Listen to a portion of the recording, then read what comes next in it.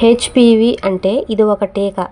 మన శరీరంలో హెచ్పివి అనే వైరస్ వల్ల వచ్చే ఇన్ఫెక్షన్స్కి ఇది రక్షణ ఇస్తుంది. ఈ హెచ్పివి వ్యాక్సిన్ వల్ల మహిళలకు ప్రయోజనాలు: గర్భాశయ ముఖ క్యాన్సర్స్ అంటే సర్వికల్ క్యాన్సర్స్కి రిస్క్ తగ్గిస్తుంది.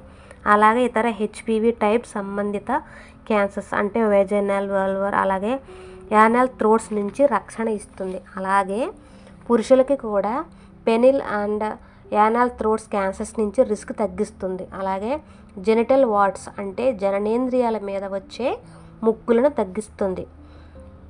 ఈ హెచ్పివి వ్యాక్సిన్ అనేది 9 నుంచి 26 సంవత్సరాల మధ్యలో ఉన్న స్త్రీలు, పురుషులు ఎవరైనా కూడా ఈ వ్యాక్సిన్ అనేది వేయించుకోవచ్చు.